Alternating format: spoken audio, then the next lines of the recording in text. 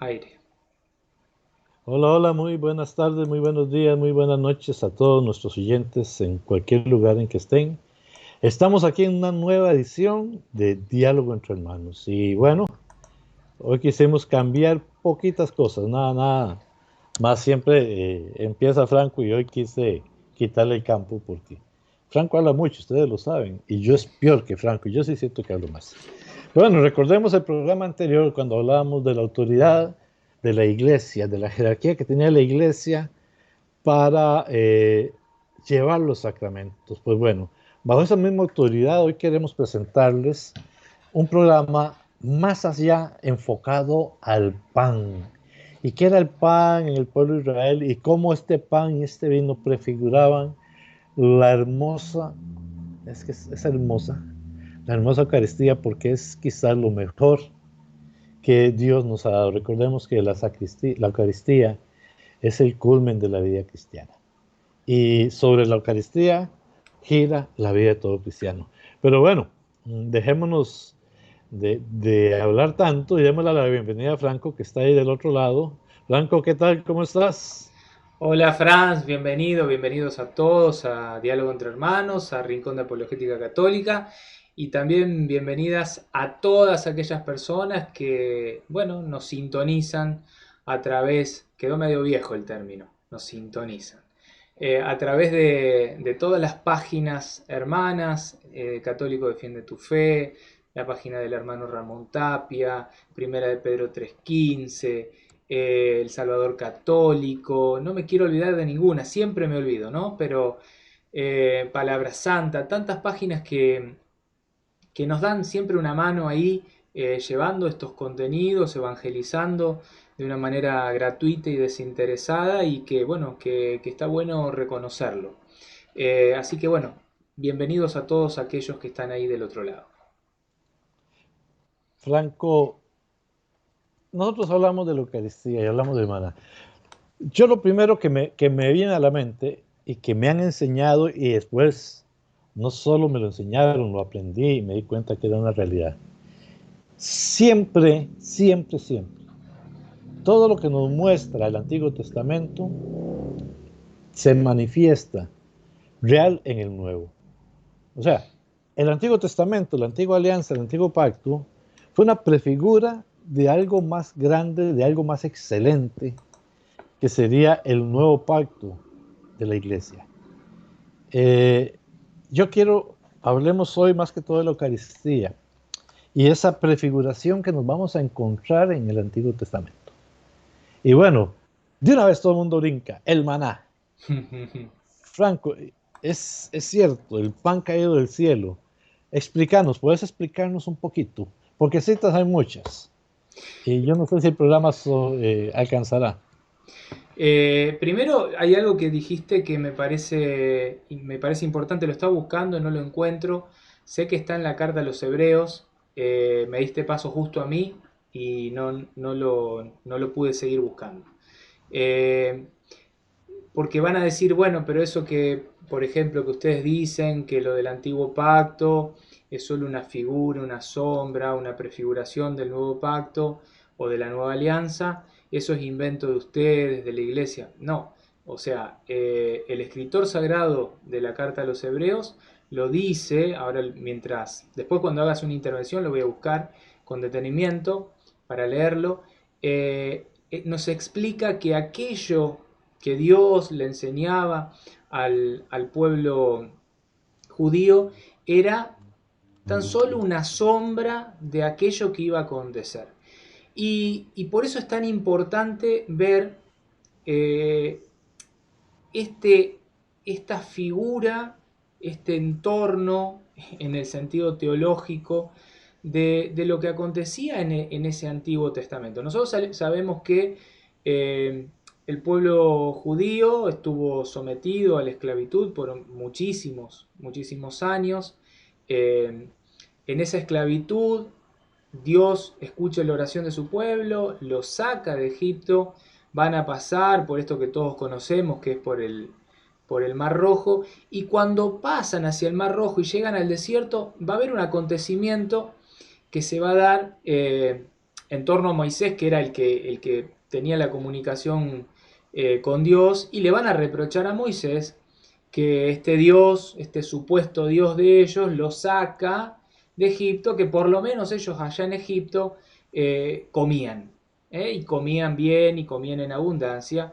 Sí, era verdad que eran esclavos, pero comían. Entonces, en esta discusión, lo estoy haciendo muy así de cuentito, de novela, para no ir a la cita, vamos a ir ahora a ver distintas partes de esa cita. Dios, bueno, habla con Moisés, le da una serie de órdenes y va a alimentar al pueblo. Y lo termina alimentando con qué cosa? Con algo que has dicho hace un minutito, que es el maná. ¿eh? Y lo voy a explicar de una manera muy fácil y práctica, y todos sabemos y no hay ninguna duda que eso era pan del cielo. Pan caído del cielo. Pan caído del cielo. Bien. Y Sí, te escucho. es que es interesante un detalle. El maná no era conocido. El maná no lo conocía. Cuando ellos reciben, y bueno, la cita se me queda, se las quedo viendo, pero lo pueden leer en Éxodo. Cuando ellos reciben el maná, ellos dicen, ¿qué es esto? Porque ellos no conocían el maná no existía. Esa es la primera opción con respecto. Y es un pan que cae del cielo. No es que nace como las plantas, que muchos dicen, es que seguramente es una planta, ¿verdad? No, el maná no es algo que se produce aquí, ¿no? Es pan que viene del cielo al pueblo de Israel. Y precisamente maná significaba, ¿qué es eso? Es una manera de expresarlo. Ahí tenés en pantalla justamente Levítico 16. eh, y ahí está explicando justamente lo que decías vos en el versículo 4. Dice: entonces el Señor dijo a Moisés: yo haré caer pan para ustedes desde lo alto del cielo. Ahí está. Ahí está. Ahí está, pan caído del cielo. Otra introducción o otro acto introductorio que yo quiero tocar acá es el desierto, porque los israelitas son llevados al desierto. ¿Qué es el desierto para el pueblo de Israel? Porque, Franco, yo creo que para ti o para mí, el desierto es aquel lugar lleno de arena, donde hay muchas alimañas, escorpiones, víboras, etcétera, donde nos vamos a morir por el sol caliente, no sé, tantas cosas como esa que se nos vienen a la mente cuando hablamos del desierto. Pero para los israelitas, ¿qué es el desierto? Y eso es muy interesante, porque en la Biblia numerosas veces encontramos que se habla del desierto. Juan predica en el desierto, Jesús se va a hacer ayuno en el desierto. ¿Qué es el desierto para el pueblo de Israel? Es muy bonito. Y voy a tomar una cita última en Apocalipsis 12, que dice que a la mujer se fue llevada al desierto y A un entonces lugar en el desierto. a Bien. un lugar en el desierto. ¿Qué es el desierto para el pueblo de Israel? Que hasta el mismo Apocalipsis señala que para protegerlo le manda el desierto. La familia de Nazaret huyó hacia el desierto, hacia Egipto. Algunos dicen que no, pero tuvo que pasar el desierto otra vez. Bueno, el desierto significa precisamente para el pueblo de Israel el lugar en que Dios los cuida, el lugar en que Dios los chinea. Y eso para nosotros a veces se nos hace un poco complicado entenderlo porque seguimos con una mentalidad muy diferente a la del pueblo de Israel en ese entonces. Entonces, el desierto es el lugar en que Dios protege a su pueblo y le voy a poner rápidamente algunos ejemplos. Lo primero que hace Moisés cuando va al faraón, le dice al faraón, Dios manda a que saque al pueblo para que vayan al desierto a adorar. Incluso en esto podemos ver que ni siquiera era liberar al pueblo en ese momento. Lo que Moisés le pide y le dice al faraón, que vayan al desierto a adorar. En el desierto Moisés, bajo el monte Sinaí, recibe las tablas. En el desierto, Dios se manifestó con el maná que estamos hablando, con las codornices y con el agua. Tenían una nube que los guiaba en el día y una columna de fuego que los guiaba en la noche. Todo en el desierto porque Dios cuidaba y protegía a su pueblo en el desierto. Por eso para ellos es mucho, diríamos nosotros acá, mucho más mejor. Es Mm. mucho mejor el desierto que cualquier otra cosa, porque ahí Dios los cuida. Eso me gustaba, quería. Ajá. Aparte, sí, yo cada vez que pienso en el desierto, también pienso en esa cita que Jesús dice, ¿no? Cuando oren, eh, apártense a un lugar, ¿no? Ahí, Enciérrate en tu cuarto. enciérrate en tu cuarto. El desierto también es ese lugar en donde uno también tiene ese silencio, ese espacio, ese contexto como para ponerse en la presencia también de Dios, de la realidad, de, de nuestra, de nuestra realidad espiritual en comunión con ese Dios. Franz, hay algo, o sea, ¿por qué vamos a hablar del pan de Dios y por qué de las prefiguraciones, la realidad y demás? Hay algo que a mí en lo personal me preocupa mucho y que vengo hablando con muchos hermanos en estos últimos días. El programa pasado fue un programa difícil porque hablamos de algo que, bueno, que mucha gente no ve, no quiere ver, lo ve y mira para otro lado, que era el tema del bautismo, de la autoridad, de a quienes eligió Jesús para la tarea de anunciar el Evangelio, de la tarea de bautizar. Bueno, lo vimos muy en detalle. Y en estos debates que venimos teniendo con hermanos, que la mayoría de ustedes ni se enteran porque son debates privados, muy privados, eh, y que no son para salir y publicar y publicitar, mirá cómo debatimos, mirá cómo... No, no, son para tratar de llegar para poder presentar la verdad. En estos debates me ha pasado muchas veces hablar de la Eucaristía, nos ha pasado porque estamos juntos y veo cómo te pasa a vos Sí. también, nos ha pasado que cuando hablamos de la Eucaristía, porque vamos a llegar a hablar justamente de la prefigura que era el maná en esta realidad que es el pan vivo bajado del cielo, porque lo va a decir el mismo Jesús, vamos a llegar a verlo en un ratito, eh, cómo lo hemos visto y lo hemos recontra remil visto, cómo desprecian, niegan, minimizan eh, ese don del cielo, ese sacramento de sacramentos que es la Eucaristía, ¿no? Y al punto que no quieren ni siquiera aceptarlo ni que se los nombre porque eso es del demonio.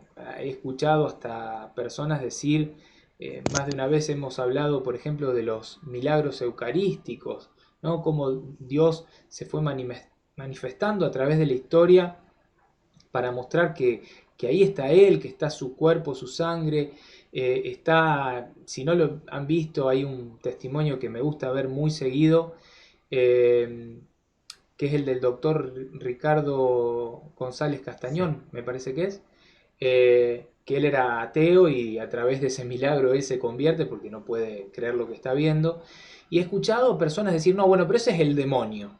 El demonio que obra ahí, el demonio puede hacer, puede disfrazarse de ángel de luz, puede hacer milagros, pi, pi, pi, pi, pi. Bueno, entonces quiero que podamos poner atención, foco en esto, quiero usar de todo tu conocimiento, Franz, para que podamos llevarle un poco de luz a estos hermanos que están eh, lejos, muy lejos de poder ver, de poder reconocer a ese Jesús que está ahí, vivo y presente, y que dicen, no, no, eso es una mentira, una total mentira. Por eso me gustaría eh, que podamos ver esta, vos me hablabas antes del Génesis, me hablaste del Arca de la Alianza, que te puedas meter, no importa si no vemos la cita, pero por lo menos dialoguemos un poquito sobre eso.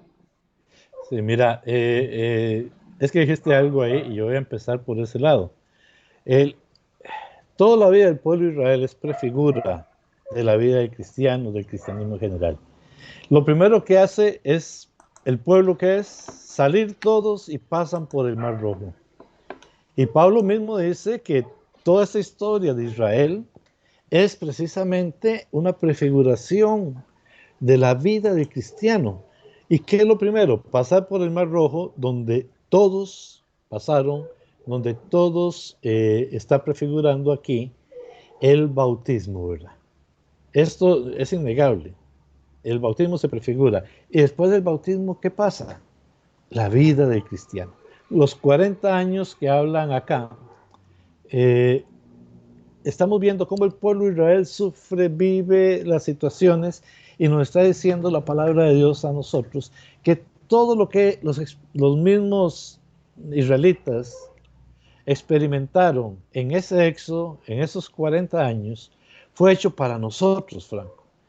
Porque todo este proceso prefiguró la vida del cristiano y el viaje de esos 40 años. ¿Y qué es la función del maná en este tiempo? O sea, ¿qué hacía el maná eh, en este éxodo del pueblo de Israel? Era el que alimentaba a su pueblo. Ese era el que alimentaba a su pueblo. Y no es, como muchos dicen, la Biblia. Porque la Biblia se fue armando y, bueno, ya sabemos que hasta 397 es que se viene a terminar de fijar la Biblia como tal. Los 40 años es la vida del cristiano. Y así como el maná les daba fuerza, les nutría, ahora la Eucaristía es precisamente lo que nos nutre en la vida espiritual, a todo cristiano. Por eso ahí tenemos que entender muy bien el éxodo, pero hay más, o sea, el maná no viene de abajo, eso lo decíamos, el maná viene de arriba. La cita que buscaba, no recuerdo si es Juan 6, donde Jesús le dice Mm, que Dios les dio de comer el pan del cielo. O sea, sí, reafirmando que el maná no es algo terrenal, es algo que Dios le dio.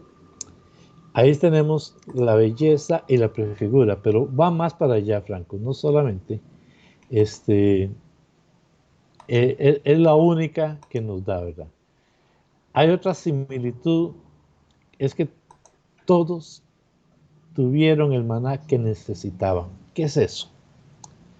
Recordemos que el maná, las personas, los israelitas iban por el maná y Dios les decía, coman solamente lo que necesiten ese día. mm, Entonces ellos iban y agarraban, y unos agarraban poco, otros agarraban mucho, y llegaban a la casa y tenían lo que necesitaban.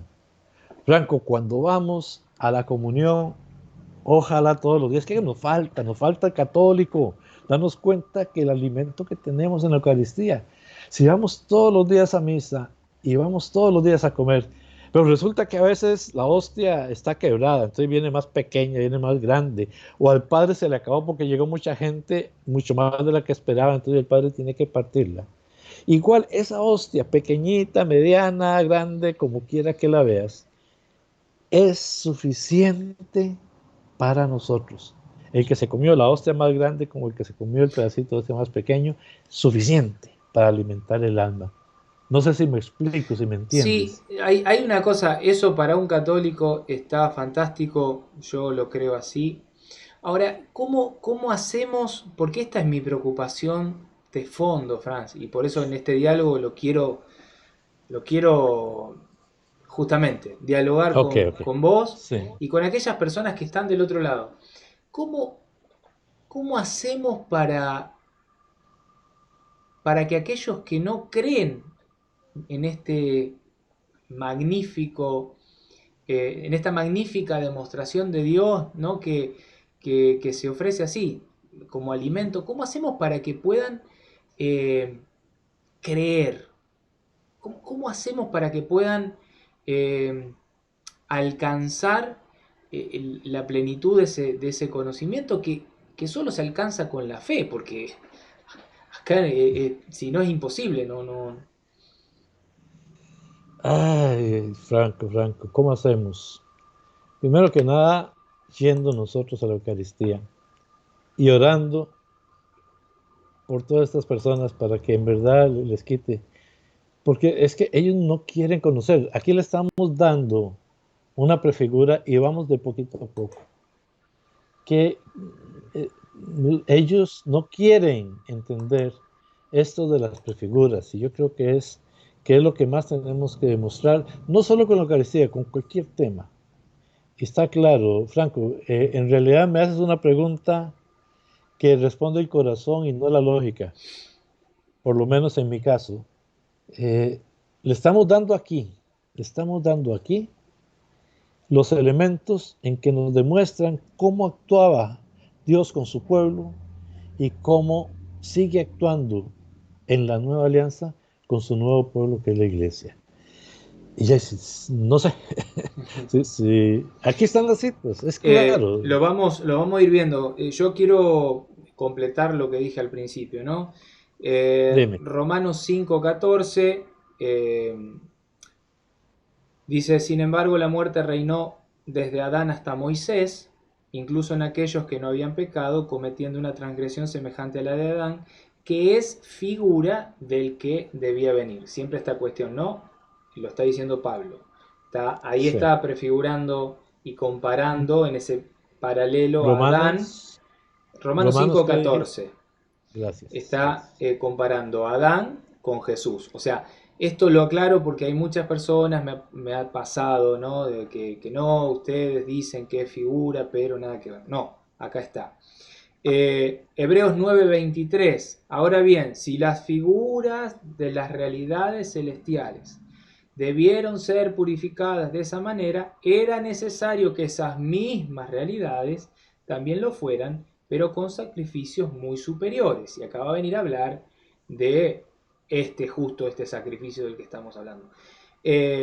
Pero lo digo porque el versículo siguiente, Hebreos 9:24, el santuario terrestre del que vamos a hablar ahora, del arca, la carpa del encuentro, el arca, y la realidad verdadera, concreta, de el seno de María, con ese Dios ahí, que ahora lo vamos a explicar. Quien está del otro lado y no entiende esto que estamos diciendo, tranquilo que lo vamos a explicar.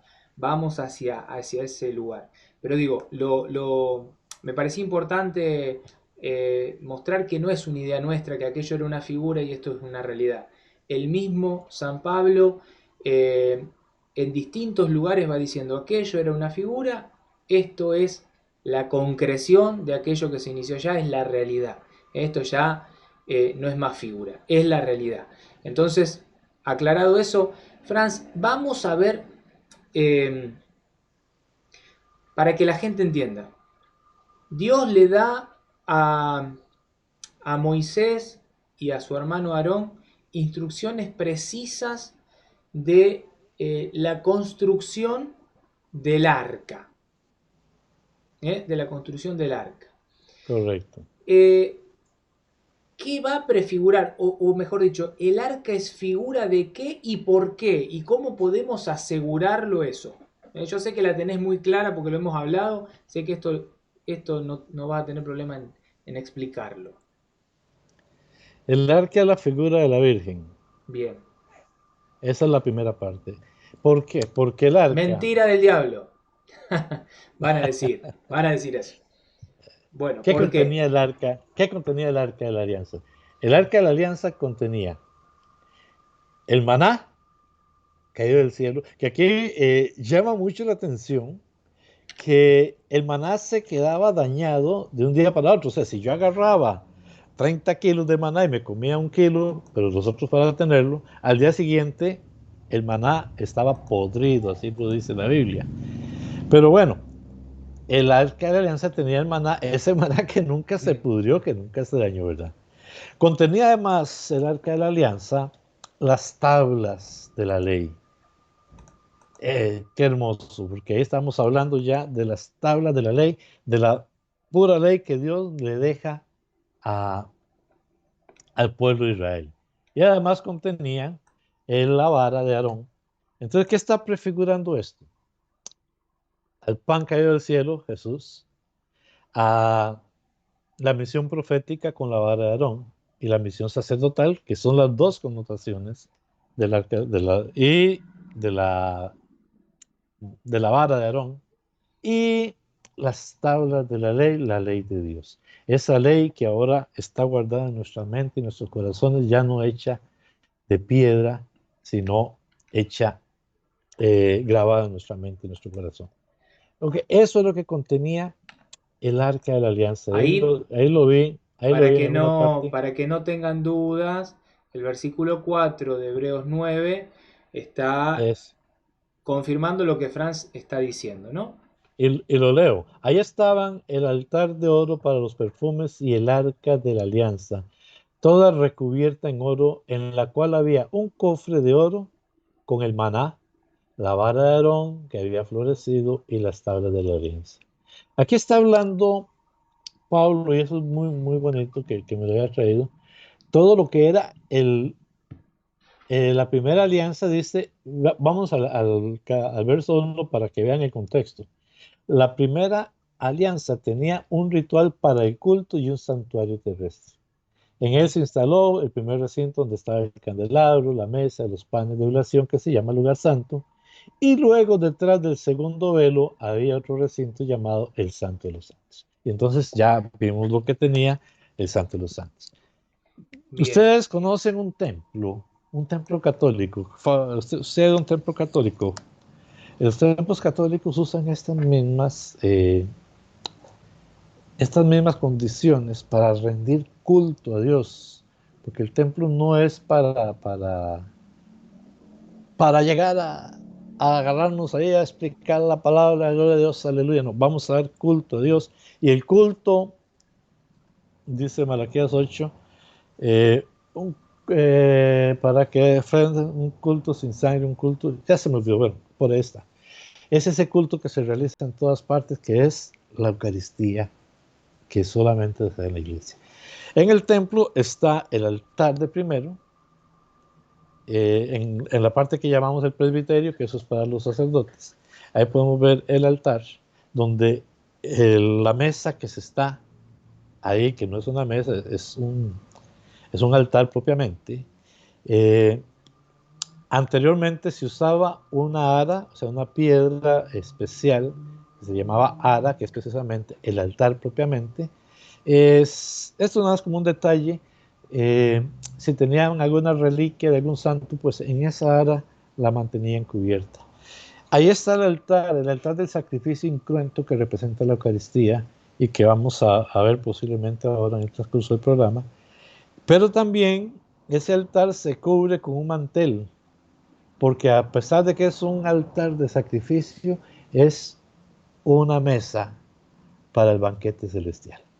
Ya qué bonito. Y detrás del altar está lo que llamamos el lugar santo, el sagrario, que para nosotros es el lugar santísimo. Ahí atrás. Ahí está Cristo, el de atrás, es Ahí, correcto. ahí, Exactamente, ahí. ese mismo que señala Franco. En algunos templos se ha usado ponerlos a los lados ya por una cuestión de prudencia, porque mucha gente llega al templo, pareciera que está en un mercado. Pero bueno, ese sagrario es para nosotros, ese mismo lugar santísimo en donde Cristo es reservado para poder ser distribuido a toda la comunidad católica, a toda la comunidad que va a recibir y a comulgar el cuerpo de Cristo. Bien. Eh, a ver,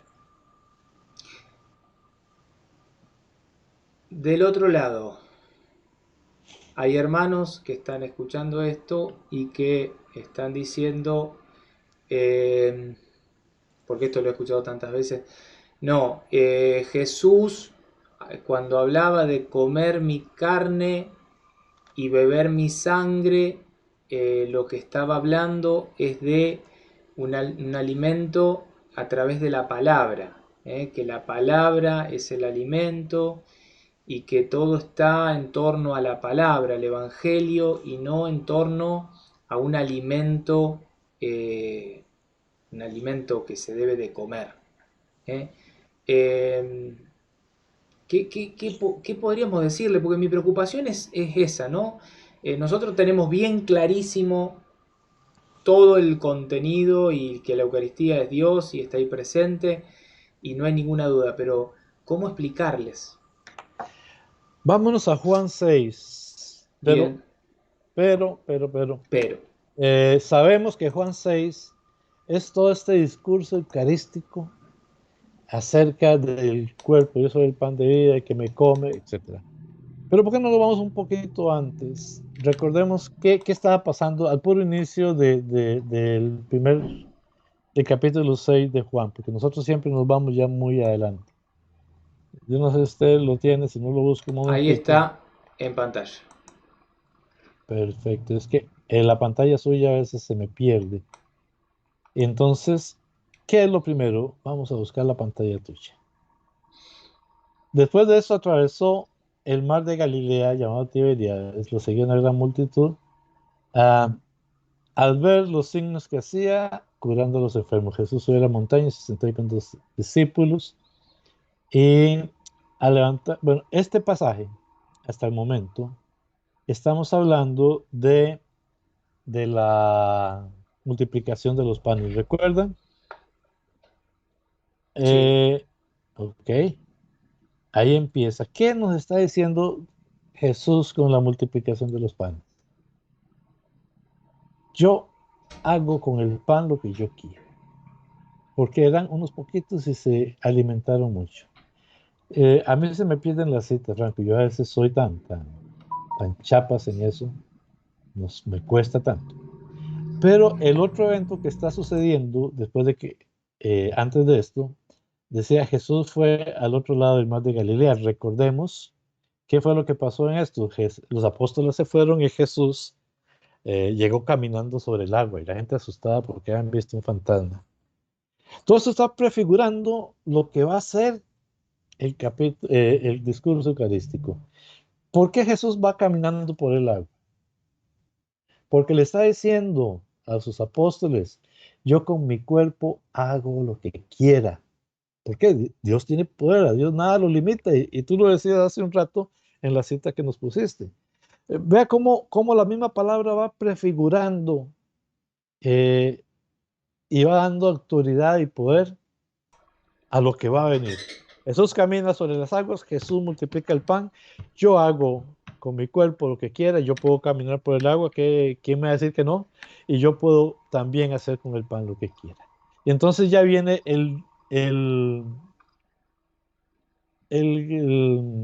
discurso eucarístico, yo soy el pan de vida, el que me come no tendrá hambre, el que viene a mí no tendrá sed, etcétera. Y Jesús dice, yo soy el pan de vida, porque mucha gente en el verso 35, mucha gente dice, sí, pero Jesús entonces es una puerta, porque Jesús dijo, yo soy la puerta. El contexto es muy diferente.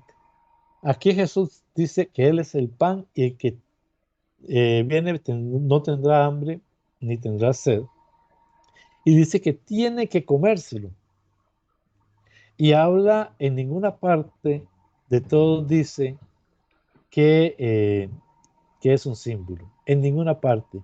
En el 41 los judíos murmuraban de él, dice, porque había dicho yo soy el pan bajado del cielo, y decían, ¿acaso este no es Jesús el hijo de José? Nosotros conocemos a su padre y su madre. ¿Cómo puede decir ahora yo he bajado del cielo? Y Jesús tomó la palabra, les dijo, no murmuren entre ustedes. Nadie puede venir a mí si no lo trae el Padre que me envió, y yo le resucitaré. Y sigue dando las instrucciones, ¿verdad? Eh, Podemos seguir un poco eso en el 48 en adelante. Yo soy el pan de vida. Sus padres en el desierto comieron el maná. Y entonces aquí nos vuelve a hacer la referencia, el maná, que era la prefigura de la Eucaristía. ¿Por qué? Porque ellos comieron el maná, murieron, pero este es el pan que desciende del cielo para aquel que lo coma no muera. A mí Entonces vemos, ajá, a mí ajá, me llama poderosamente la atención cada vez que leo este capítulo, la cantidad de veces que Jesús repite y repite. Parece que hay una incapacidad intelectual en el oyente para comprender, como él está diciendo en todo, y hace la referencia y la figura, lo lleva allá atrás, y les dice, sus padres comieron el maná en el desierto, o sea, no hay duda, está hablando de ese momento, Levítico 16 en donde están en el desierto y Dios le da de comer el maná. Entonces no hay ninguna duda que está hablando de eso. Ahí los muchachos, los padres de ese momento, no se quedaron con una palabra, sino que se alimentaron de un pan que bajó del cielo. De del eso no hay cielo. duda. Ellos comían eso, masticaban, tragaban, digerían eso. Ese era el alimento. Jesús está haciendo referencia de un alimento, no está haciendo referencia de la palabra. ¿Por qué digo esto? Porque vamos a llegar, y lo vamos a ver en el versículo 59, ahora un poquito más adelante, donde va a ser una referencia que está recontra remil malinterpretada, sacada de contexto, y yo quiero, y lo vamos a analizar juntos, que de lo que se toman nuestros hermanos esperados para decir que no, que Jesús no estaba hablando de ningún alimento, sino que estaba hablando de la palabra. Jesús es la palabra, sí, no hay dudas, no hay dudas. Eso es también otro alimento, porque de hecho Él lo dice, no de toda, no, No solo de pan. no solo de pan, sino, bueno, o sea, es también un alimento. La palabra es un alimento. Pero la Eucaristía, el pan vivo bajado del cielo, esta enseñanza, y les pido que vayan a, como decíamos recién, versículo desde el 48 en adelante, lo va a decir, 48 dice, yo soy el pan de vida. Eh, pero este es el pan, yo soy el pan vivo bajado del cielo. El que come mi carne, el que come mi carne, este es el pan bajado del cielo. No, o sea, cuántas veces dice, yo soy el pan vivo bajado del cielo, el que come, el que bebe, el que come, el que bebe, y se gasta hablando Jesús de esta realidad, Franz. Ve al 51. El pan que yo daré es mi carne. Ahí no está hablando de que el pan va a ser la Biblia. Primero, porque no había Biblia. Mucho tiempo se utilizaron las escrituras, pero la mayoría de lo que se utilizaba en ese entonces era el Antiguo Testamento, que el Antiguo Testamento venía a enseñar el mesianismo de Jesús.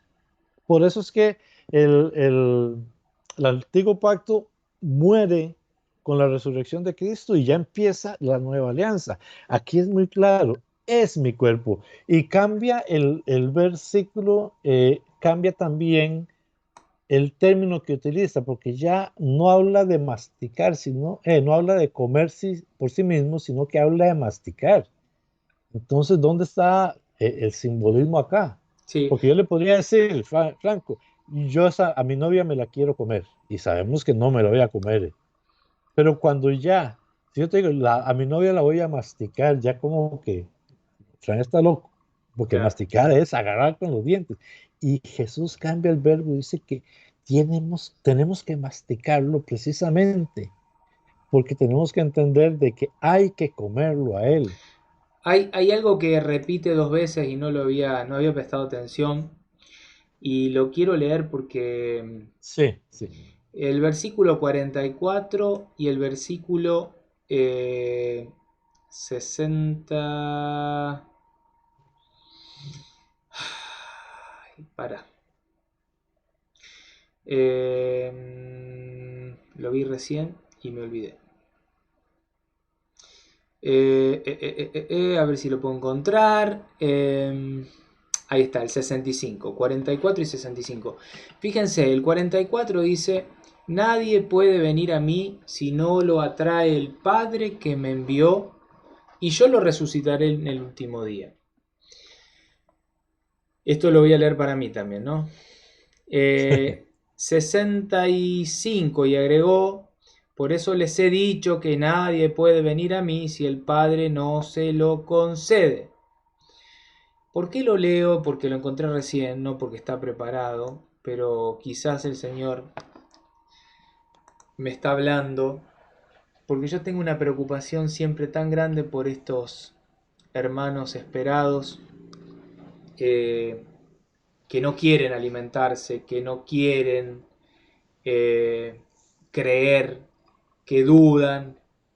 Y bueno, acá el Señor está diciendo en dos, al inicio y al final está diciendo que el Padre lo tiene que conceder también. Así es, así es. Mira, a mí me llama la atención. Yo sigo marcando las prefiguras, aunque algunos no lo crean. Cuando se está dando la caída del hombre en el pecado, la serpiente empieza a preguntarles que no puedes comer de todos los árboles, y la mujer responde a la serpiente que del fruto de todos los árboles podemos comer, pero del fruto del árbol que está en medio del huerto, dijo, no comeréis de él ni lo tocaréis para que no muráis. Entonces la serpiente le dijo a la mujer, no moriréis. Aquí está hablando de que deben de comer el árbol, pero recordemos que habían dos árboles muy eh, marcados. El árbol de la sabiduría, del bien y del mal, que fue el que comió, y el árbol de la vida, que estaba buscando cuando Jesús los echa. Eh, Dice que mandó a sus ángeles, eh, echó pues fuera al hombre, puso oriente, y puso al oriente del huerto del Edén querubines y una espada encendida que se revolvía por todos los lados para guardar el camino del árbol de la vida. Este árbol de la vida se habla muy poco, pero ese es el árbol de la vida en el que podían comer, pero como el hombre cayó en pecado, Dios crea este muro para que no puedan comer del árbol de la vida y vayan. eh, el verso 22 dice, y dijo Dios, he aquí, el hombre es como uno de nosotros, sabiendo el bien y el mal. Ahora pues, que no alargue su mano y tome también del árbol de la vida, coma y viva para siempre. O sea, Vea lo que dice estás Dios. dando a entender, a ver si lo comprendí, que en su momento la serpiente, Satanás el demonio, eh, los tentó a dejar de comer del árbol de la vida para comer de, del árbol que en definitiva les ganaba la muerte y Del hoy, bien y del mal. del bien y del mal, y hoy vuelve a ser lo mismo en definitiva. Porque En definitiva. Pero es que interesante, porque este árbol de la vida vuelve a aparecer en Apocalipsis, al final de la Biblia. mm, Y ahora, ¿por qué estando el árbol de la vida?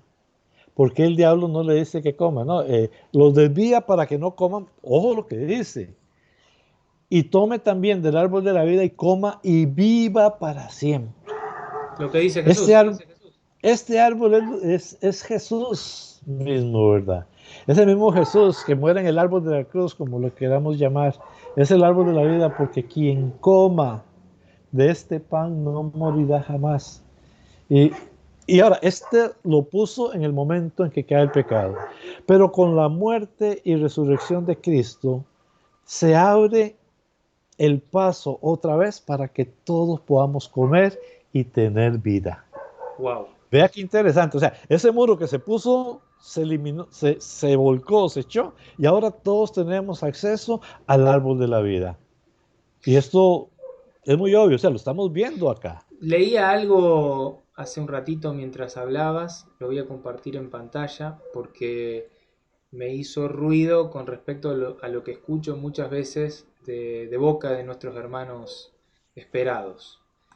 Dice, bueno, esto es un salmo, ahí les voy a decir cuál es, Salmo 78, versículo 17 al 21, podríamos leer.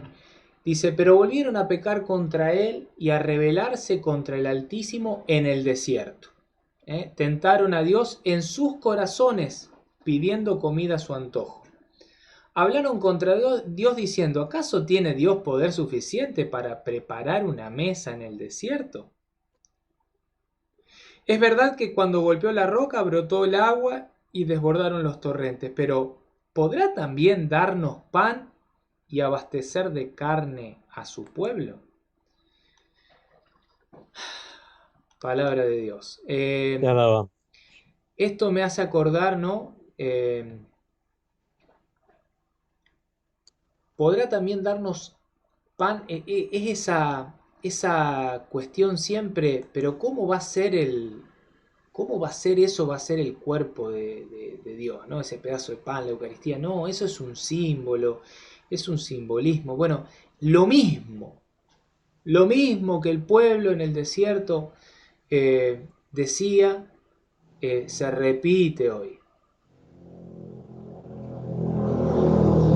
Así es, Franco. Y es que en verdad hay muchas explicaciones que estamos viendo que se daban desde ya. Antes hablábamos del Arca de la Alianza, ¿verdad? Cómo se vuelve a dar esa señal y cómo los milagros salían del Arca de la Alianza por la presencia de Dios. Ahí está la figura hermosa de lo que es la oración. Llevaban el Arca de la Alianza y caían los muros de Jericó, para poner un ejemplo. Pero también hay otro personaje, a mí me llama la atención, porque muchos lo utilizan para hablar en contra, pero para mí es más bien otra de las prefiguras, y no para mí, para la iglesia, yo no puedo hablar por mi cuenta. Melquisedec. Melquisedec se escucha en Génesis y se escucha después en Hebreos, y creo que Pablo en alguna parte de las cartas. Melquisedec, rey de Salem, sacerdote del Dios Altísimo, sacó pan y vino y los bendijo diciendo, bendito sea Abraham por el Dios Altísimo, creador del cielo y la tierra. Bendito sea el Dios Altísimo que te ha entregado a tus enemigos. O sea, aquí estamos viendo la prefigura del pan y del vino. ¿Por qué? Esta cena es un anuncio de la Eucaristía. Y en Hebreos 7, creo que 3:8, por ahí, nos enseña que este personaje no tenía familia, antepasado, no se sabe nada, dónde nació, dónde murió. Incluso podemos decir que sigue vivo porque es la figura de Cristo, el Hijo eterno de Dios. Pero vea qué bonito cómo muestra la Eucaristía una vez más. Hay una parte que dice, recordemos que este Melquisedec no pertenecía a la tribu de Leví ni a nadie porque todavía no estaban los sacerdotes, ¿verdad? Que eso es otra característica. Los sacerdotes israelitas tenían que ser de la descendencia de Aarón y los que ayudaban en el templo ser levitas. Así el sacerdocio de Jesús va a ser superior a los de la tribu de Leví, porque primero no muere, intercede por siempre ante Dios. Hebreos 7:25. Además, como Jesucristo no tiene pecado ni necesita ofrecer sacrificios, fue suficiente su único sacrificio en la cruz. Esta escena nos muestra ese sacramento de la Eucaristía, por Dios. Pero hay algo más interesante, Franco, porque el mismo pueblo de Israel ofrece el pan a Dios y se está prefigurando la Eucaristía, lo que conocemos como el pan de la proposición. Vos recordás cuando David tenía hambre y entonces se fue al templo. ¿Qué pan le dieron a David para que comiera de los suyos? El mismo Jesús lo dice. Sí. El mismo Jesús lo dice. El mismo Pero Jesús. es que vea la belleza. ¿Qué le dijeron a David? Está bien, come, porque era un pan consagrado, no era para cualquiera. Está bien, cómelo, pero da razón de que no vas a entrar en acciones ilícitas, refiriéndose sobre todo a relaciones sexuales. Pero ¿qué es exactamente lo mismo? O sea, a David le piden que por favor no cómalo, pero no esté en pecado para que permanezca la pureza. ¿Qué decimos de la Eucaristía que dice Pablo en Corintios 11, 1 Corintios 11? El que come indignamente come su propia condenación. Estamos hablando de la misma referencia O sea, eucarística. Ajá. mirá lo que acabas de decir que no lo había pensado nunca. Gracias, Señor. Porque si fuera lo que dicen mis hermanos separados, que está hablando de la palabra,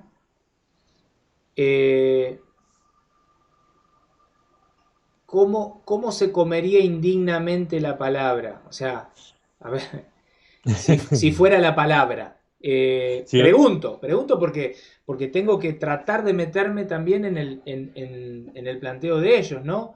El que come indignamente come su propia condenación. o sea, yo no puedo leer la Biblia si estoy en pecado. ¿Y cómo puedo saber si estoy en pecado o no si no leo la Biblia? Imposible. Imposible, es una Bueno, contradicción increíble, increíble. no lo había pensado nunca, pero ahora que lo decís, es como que, claro. Sí. Ahí está a mí me llama la atención cómo existe el pan consagrado tanto en el Antiguo como en el Nuevo. Es que muchos piensan que Jesús eliminó todo el Viejo Testamento y viene uno nuevo. Y, y sí, o sea, si hay un nuevo pacto, una nueva alianza, se lo dice Hebreos, se lo dice Corintios, se lo dice en muchos pasajes de la Biblia, pero no es que esto se eliminó y ya nunca más. No, es que esto que había se perfecciona.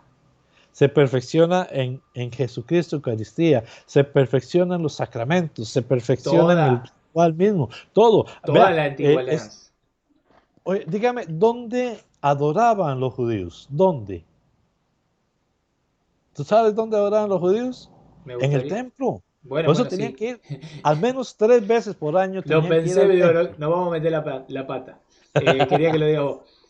Allá adoraban. Ahora, ya no se adora en el templo de Jerusalén, ahora podemos tener templos en todo lado. ¿Por qué templos en todo lado? Bueno, puede ser en las casas, pero en momentos de persecución, pero si no es momento de persecución, si tenemos la capacidad, ¿por qué? Porque la oración es en espíritu y en verdad, Dios es espíritu y Dios se manifiesta a través de la Eucaristía para que lo podamos adorar en todas partes. Pero antes era solamente en el templo, ahora en todas partes. En todas partes hay templos, Franco. ¿Y eh, cuál es la adoración? Jesucristo que se entrega. Es la única adoración que puede haber. Perdón, ya se decir algo. No, quiero mostrar porque sé que hay hermanos que van a estar diciendo la cita que tienen que mostrar, no la quieren mostrar. Lo voy a poner en pantalla.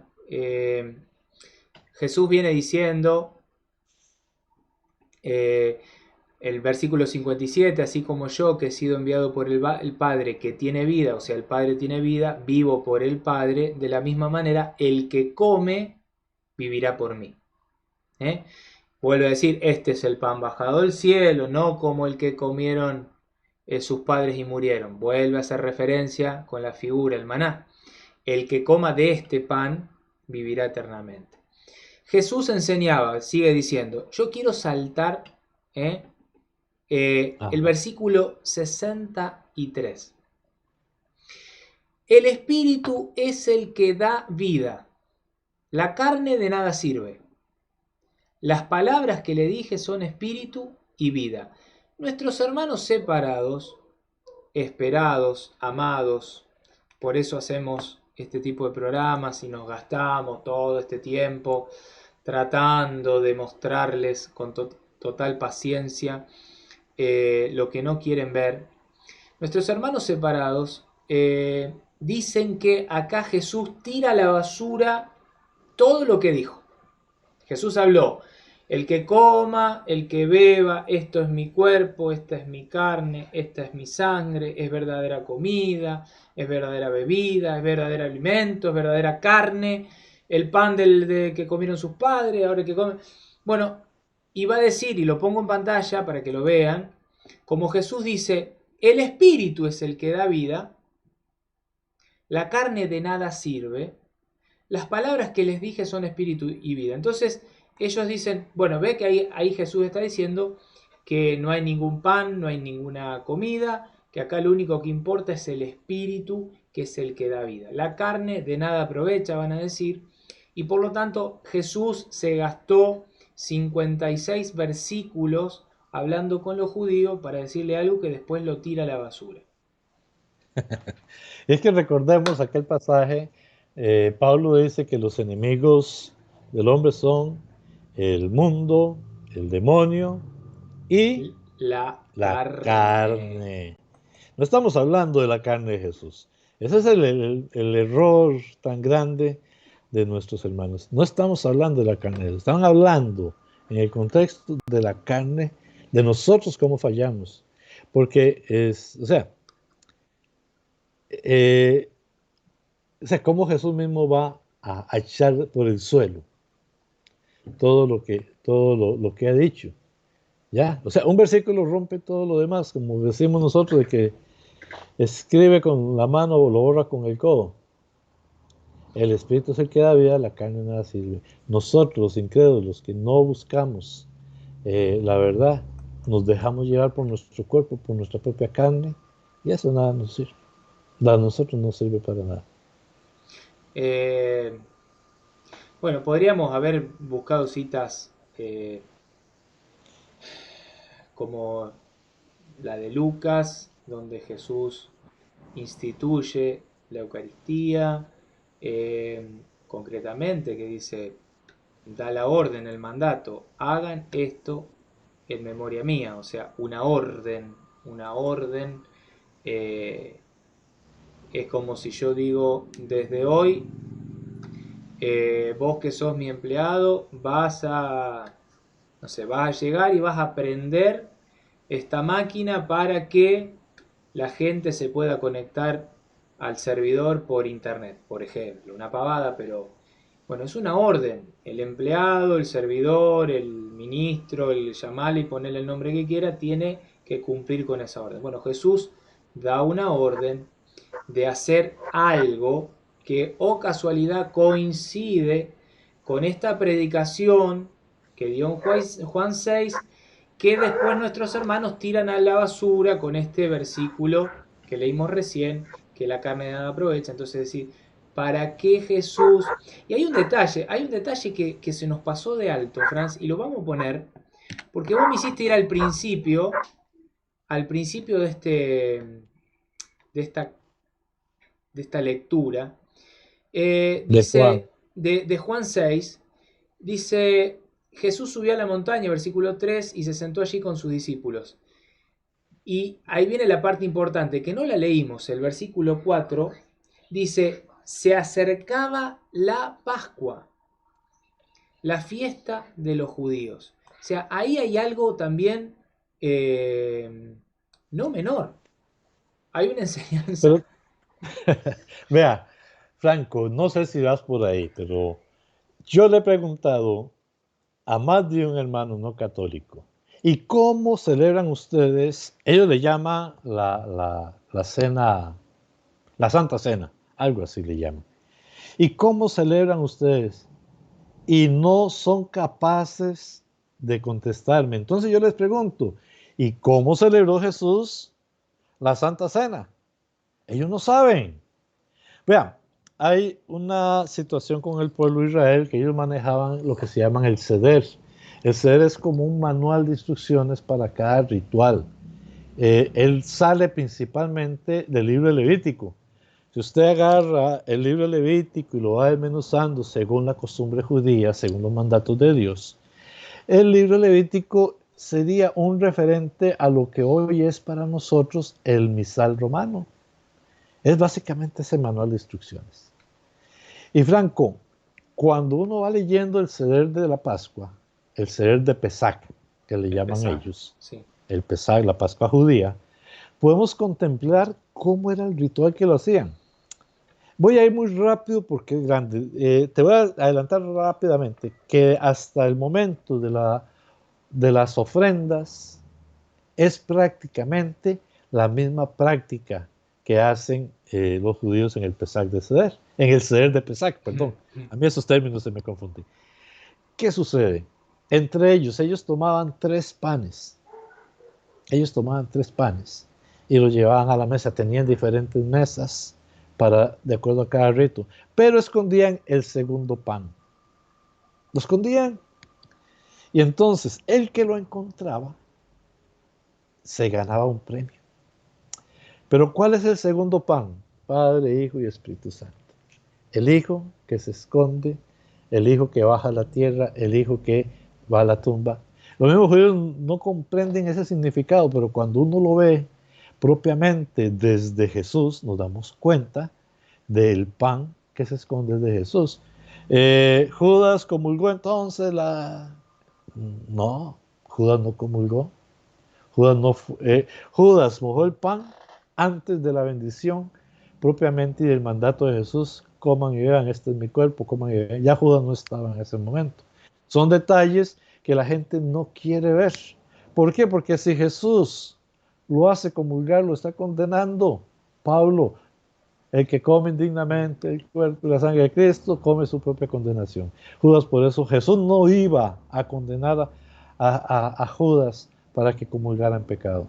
Entonces, a lo que iba, que la misma Eucaristía, los mismos rituales provienen de lo que hacían los judíos.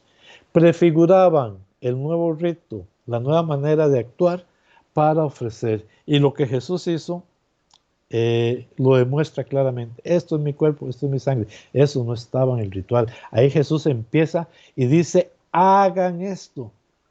Y Jesús, terminada esta parte, se fue. Y si ustedes leen el Seder de Pesach, Jesús en ese momento no terminó la cena pascual. Y no terminar la cena pascual era similar a tus pecados nunca se van a perdonar porque no hiciste el ritual como se hizo. Pero Jesús lo termina en la cruz después de beber el vinagre y dice todo está cumplido. Ahí terminó Cristo precisamente la cena pascual. Y ahí se da la completa instauración de la Eucaristía. Yo no sé si me explico, si enredé. Amén. No, está Y si clarísimo. ibas por otro lado y No, no, no. No, no, justamente porque es un detalle que está puesto ahí y que uno dice, ¿y para qué? ¿Y para qué lo ponen? No, justamente es un detalle importante. Toda la preparación eh, de ese momento y cómo el Señor va preparando la nueva cena pascual, alianza. el nuevo pan eucarístico, eh, cómo va preparando todo el contexto. Bueno, Dice Hebreos, sí. cambiada la ley, cambiado el sacerdocio. Cambiado. Mm. Ya no es de Leví, de Aarón, ahora de Melquisedec. Ya no hay sacrificio sangriento, ahora es un sacrificio incruento, pan y vino. Vea cómo va cambiando, pero cómo lo fue configurando en el Antiguo Esa es una Testamento deuda. para la Nueva. Esa Es es una... una deuda. Es una deuda que tenemos. Sí. Explicar los primeros 10 capítulos de la carta a los Hebreos. Vamos a ver si lo podemos hacer el programa que viene. Nos va a llevar Varios programas. 3 horas, 4, 5, porque eh, Es hermoso, es increíble. es hermoso y aparte es de quiero mostrarles cómo es de sacerdote a sacerdote. Cómo la explicación no es para cualquiera, sino que es de ministro a ministro, para que entiendan este cambio de sacerdote, este cambio de día de reposo. Pues bueno, Franco, no adelantemos tanto. Nos comprometemos a hacerlo, ¿ah? Dale, Ya llevamos dale, hora y 5 minutos, llevamos ya dale. aproximadamente. Perfecto. Bueno, Entonces, no sé si se nos queda algo. nada, y si se queda, que pongan en los comentarios y lo decimos en el próximo programa. Un tema muy difícil, complejo, que salió así desorganizado porque nace más desde un dolor, desde una preocupación, desde una angustia por aquellos hermanos que desprecian este alimento bajado del cielo, que da vida y vida en abundancia, y que se lo desprecia y se habla tan mal de él. Bueno, por eso fue un verdadero diálogo, me parece que fue un verdadero diálogo en donde estuvo así medio agarrado todo de los pelos porque fue un diálogo, salió lo que pudimos dialogar. Aquellas personas que comentaron, como hacemos siempre después de este programa, vamos a estar ahí respondiendo. Respondiendo. Yo a veces respondo un poquitico a callados sin que me vean, pero bueno. Bien, bien, bien, Y bien. también compartan este programa para que la enseñanza llegue a todos los lugares que se puedan. En verdad, pues yo creo que es muy importante.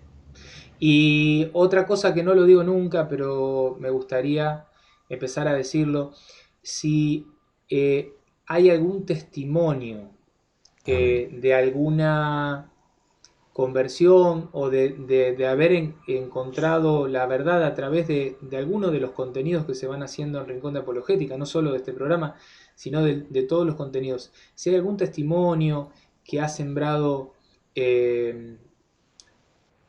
y ha logrado el Señor hacer su obra a alguno de ustedes, que puedan también compartirlo, porque eso edifica a la comunidad, ¿no? Y a nosotros nos da esta Pues, fuerza que necesitamos también para seguir generando todo este tipo de contenidos. Gracias a todos, yo de mi parte los saludo y hoy, como abrió el programa Franz, hoy él se despide. bueno, hermanos, muchas gracias por todo. Pedirle siempre la dirección a Dios para todo, para que podamos realizar cada una de las cosas que hacemos para la gloria de Dios. Hermanos muy queridos, muy amados, oren por nosotros. Chao por ahora. Hasta la próxima. Nos Gracias a vemos. Dios. Chau, chau, Nos chau. vemos.